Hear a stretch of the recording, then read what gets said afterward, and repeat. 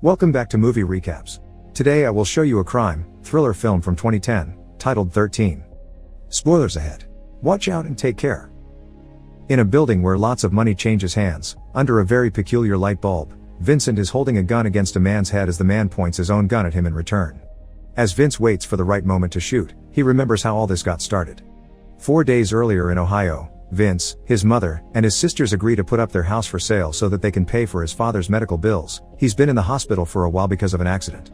Vince visits his dad every day before going to work. As an electrician, he works with a variety of clients, and today's is Mr. Harrison, who has received a mysterious letter and doesn't know he has a cop parked across the street, taking pictures of him. When he tells his girlfriend about the letter, Vince overhears him saying it'll bring him a lot of money. Later that day, Vince returns home to celebrate his youngest sister's birthday and is amused by her wish of having her own lamb. Meanwhile, on the other side of the country, Jasper Baggas meets with some shady men that lend him $2 million, expecting him to pay back $3 million in 3 days. The next day when Vince visits his dad at the hospital, the doctor tells him another operation will be needed, which of course will make the debt worse.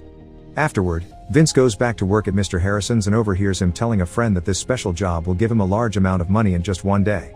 He did the same job in the past and managed to make it because of luck, but the memories haunt him. So after his friend is gone, Mr. Harrison goes to his room wanting to have some good time but accidentally dies from an overdose.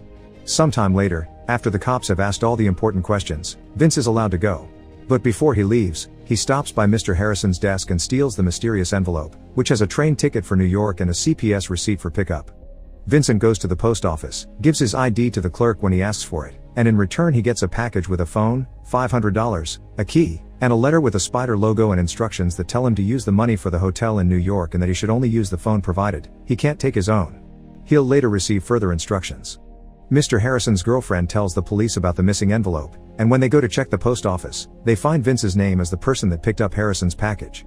They send this information to Detective Milan, who has been investigating the case behind those envelopes and orders them to follow Vince around.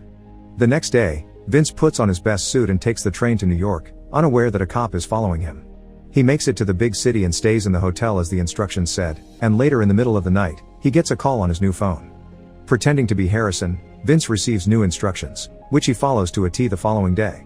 He goes to the Postnet store by Grand Central, uses the key to open a P.O. box, and finds a new envelope with another train ticket, a small piece of cork with the number 13 on it, and even more instructions. His ticket is for Macomb, but he must get off one stop before. Later on the train, Vince is asked for his ticket by the inspector, who then tells the cops about Vince's destination being Macomb. But since he gets off earlier, he manages to get some minutes of advantage on the cops. The next step is to take a cab to the outskirts of town, where another car shows up after the taxi is gone. The driver is Jack, who shows Vince a piece of cork that also has the number 13 on it.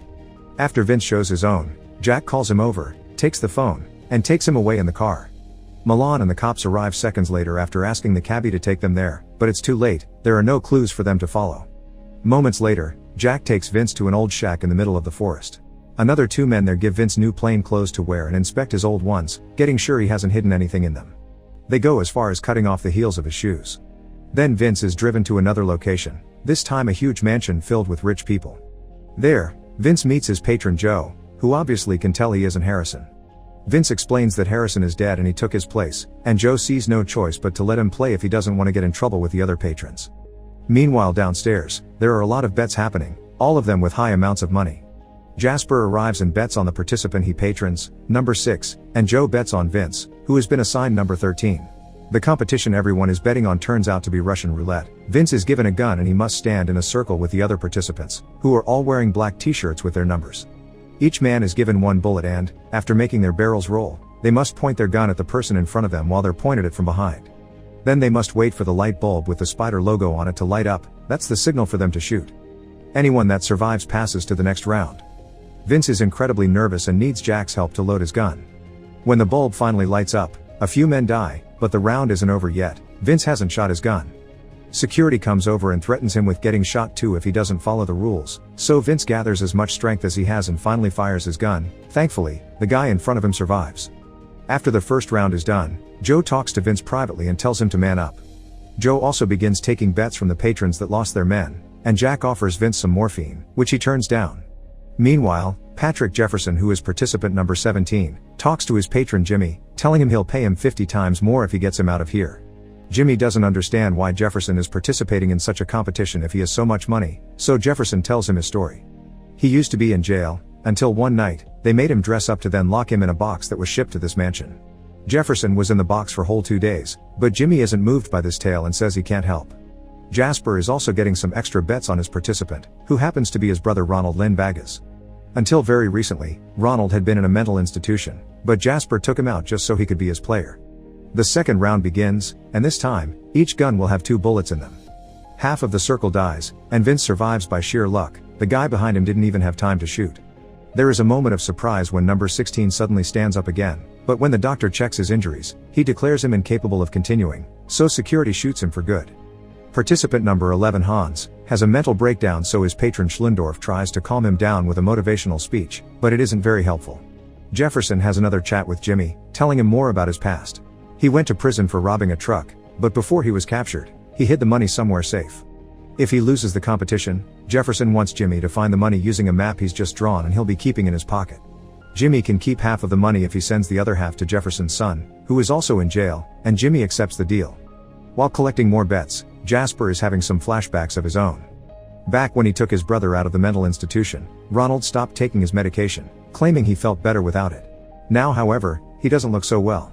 When Jasper draws a number and learns Ronald will be pointing at 13, Ronald throws an ashtray at Vince's head and Jasper has to stop him from making a scene. Round 3 begins and the stress is taking a noticeable toll on the participants. Hans is given morphine to calm him down and send him to the game, and number 3 needs a chair to be able to participate at all. Ronald provokes Vince into pushing him and even slaps him as well, but the host stops things before they escalate. In this round, each player will have 3 bullets. The players go through the usual steps and shoot, leaving only 5 alive: Vince, Jefferson, Ronald, number 3, and number 9. This means the competition can enter the final stage of the game, the duel. 5 wrapped balls have been put on the table, 2 black and 3 white. The patrons of the remaining 5 players will each choose a ball and the 2 that get the black ones will be in the final duel while the other 3 are free to go. Jasper and Joe grab the black ones, which means Vince will be going against Ronald. Jasper, having the experienced player, receives most of the new bets, but Joe manages to convince Schlendorf to bet on Vince because their chance will be 5-1, meaning much more money. Jimmy informs Jefferson can collect his money and go. But when Jefferson gets distracted while changing back into his normal clothes, Jimmy surprises him from behind and tries to kill him. Thankfully, security finds them before the worst happens and reminds Jimmy survivors can't be hurt. Jefferson curses Jimmy's name and makes fun of him for believing tales as he takes out the piece of paper he had in his pocket and shows his blank. Jimmy and the guard leave, and before he finishes changing, Jefferson reveals it was all a trick. The blank paper had been a decoy. He still has the map on him as well and proceeds to burn it before finally leaving. Before the final round begins, Ronald snaps at Jasper, insulting him and asking for his share of money this time. He knows Jasper got money from their parents to take care of him and Jasper used it to put him in the mental institution, only taking him out to bring him to the game and never sharing what he wins. We go back to the beginning of the story as it's time for the final duel, and each player is given 3 bullets. Vince and Ronald look directly at each other as they point their guns, but when they shoot, neither of them falls. A lucky round. For the next try, an extra bullet is added, and this time Ronald dies, meaning Vince has won the competition. Schlendorf celebrates having made such a risky bet and Jasper is upset over having lost his brother, but the one feeling the worst is Vince, who has to live with his death on his shoulders. The final prize Vince gets is $1,850,000, and the man that pays him calls him lucky because Ronald had won all his duels in the past. Schlendorf and Joe congratulate him on his performance and offer him a ride to the train station, which Vince pretends to accept. But when he goes upstairs to pick up his stuff, he goes through the room filled with the participants and escapes the mansion through the window. Jack does notice he's gone, but Joe doesn't seem to care when he's told. Vince makes it to the train station in the morning and he's seen by the taxi driver that took him there the day before, which equals bad news. The driver calls the police and lets them know Vince's location. Luckily for him, Vince sees the police cars arrive from afar and hides his money bag inside a trash can before they catch him. Moments later, he's taken to Milan to be interrogated. The detective asks about the money, but Vince pretends he doesn't know what he's talking about and makes up a story on the spot. He explains he never made it to the competition because they noticed he wasn't Harrison, so they dropped him in the middle of the forest to shoot him, but he ran away. As proof, Vince shows Milan his shoes, pretending they had lost their heels because of how hard he ran. Vincent is willing to identify their faces if Milan ever catches these guys, but he can't take the detective to the location they dropped him at because they had blindfolded him. Without having any more clues or evidence to chase, Milan has no other choice but to let Vince go. After taking another cab to the station, Vince rushes back to the trash can only to find his bag is gone. But then he notices all the trash bags at the back of the building. meaning they've been changed recently. Vince begins tearing the bags open and fortunately, he finds his money, but now he knows he can't risk it again. So instead of traveling with the bag, he goes to the post office and puts all the money in a box that he sends to his family via registered mail. Afterward, he calls his mom to warn her about the package so they can be sure there's someone in the house tomorrow when the mailman arrives. Then he takes the train to New York. After staying the night in a hotel, Vince stops by the grocery store in the morning to buy some snacks. There, he sees a lamb plushie that reminds him of his sister and ends up paying $100 for it because the clerk is reluctant to sell it. Now is time to go home to Ohio. Vince boards his last train and Jasper follows him, making some chit-chat as if this was a perfectly normal situation.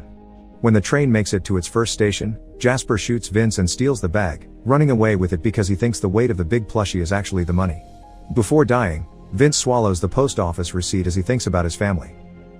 Make sure to subscribe and turn on notifications so you can watch more videos like this. Thanks for watching.